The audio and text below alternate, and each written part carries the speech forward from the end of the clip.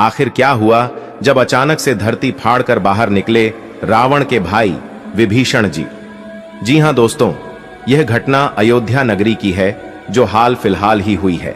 पिछले कुछ दिनों से हम सभी यह सुनते आ रहे हैं कि जब से राम मंदिर उद्घाटन का कार्य जितना समीप आ रहा है, वैसे वैसे ही एक से घटनाएं भी सामने आ रहे हैं, जिसमें सर्वप्रथम गिद्धों की झुंड की घटना सामने आई थी, उसके बाद वानरों के झुंड की और उसके बाद भालू के झुंड की घटना हमारे सामने आई थी।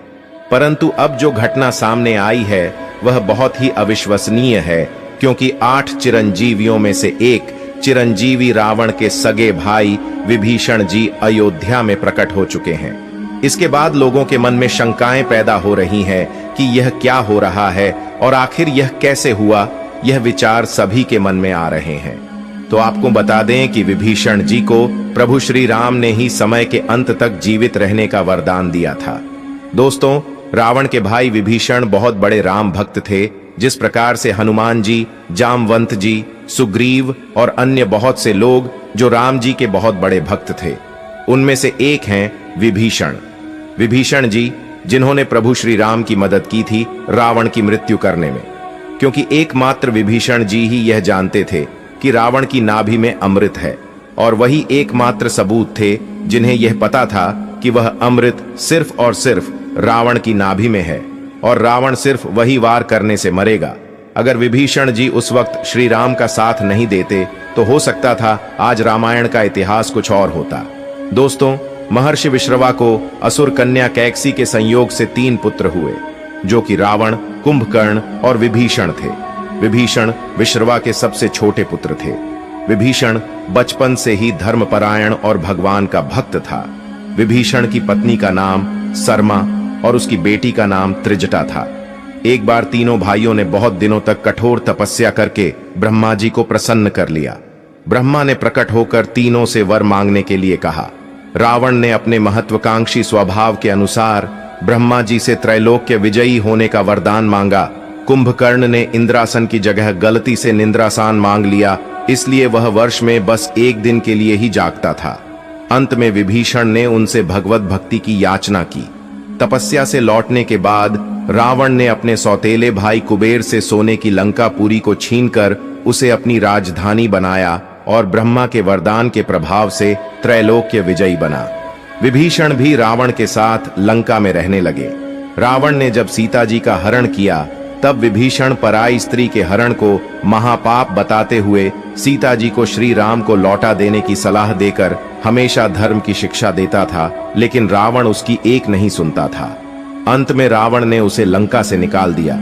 दोस्तों, जब हनुमान जी सीता की खोज करते हुए लंका में आए, उन्होंने श्री राम नाम से अंकित विभीषण का घर देखा। घर के चारों ओर तुलसी के वृक्ष लगे हुए थे। सूर्योदय के पूर्व का समय था। उसी समय श्री राम नाम का स्मरण करते हुए विभीषण जी की निद्रा भंग हुई।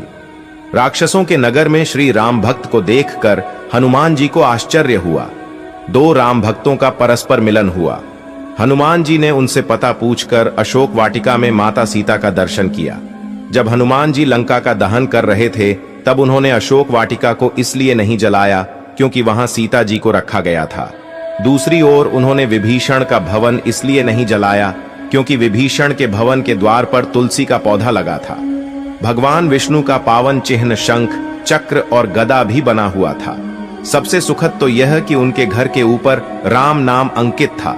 यह देखकर हनुमान जी ने उनके भवन और मंदिर को नहीं जलाया। रावण के निकाले जाने के बाद विभीषण के पास और कोई चारा नहीं था। वे प्रभु श्री राम की शरण में चले गए। वे चाहते थे कि निर्दोष लंकावासी न मारे जाएं और लंका में न्याय का राज्य स्थापित हो। विभीषण के शरण याचना करने पर सुग्रीव ने श्री राम से उसे शत्रु का भाई व दुष्ट बताकर उनके प्रति आशंका प्रकट की और उसे पकड़कर दंड देने का सुझाव दिया। हनुमान जी ने उन्हें दुष्ट की बजाय शिष्ट बताकर शरणागति देने की वकालत की। इस पर श्री राम जी ने विभीषण को शरणागति न देने के सुग्रीव के प्रस्ताव को अनुचित बताया और हनुमान जी से कहा कि आपका विभीषण को शरण देना तो ठीक है, किंतु उसे शिष्ट समझना ठीक नहीं है।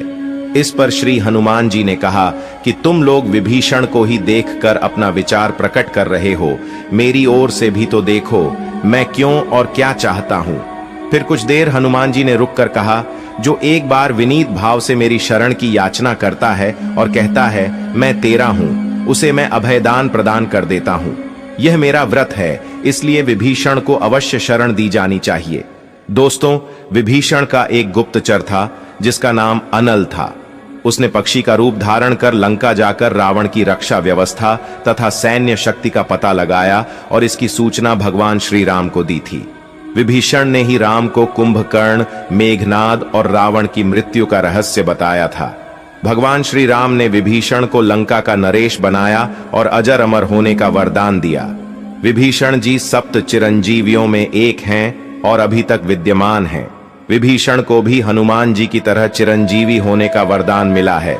वे भी आज सशरीर जीवित हैं। इंद्रादि देवताओं के बाद धरती पर सर्वप्रथम विभीषण ने ही हनुमान जी की शरण लेकर उनकी स्तुति की थी। विभीषण ने हनुमान जी की स्तुति में एक बहुत ही अद्भुत और अचूक स्तोत्र की रचना की है। विभीषण द्वारा रचित इस स्तोत्र को हनुमान वड़वानल स्तोत्र कहते हैं। हनुमान जी ने सबसे पहले सुग्रीव को बाली से बचाया और सुग्रीव को श्री राम से मिलाया। फिर उन्होंने विभीषण को रावण से बचाया और उनको राम से मिलाया। हनुमान जी की कृपा से ही दोनों को ही भयमुक्त जीवन और राजपद मिला।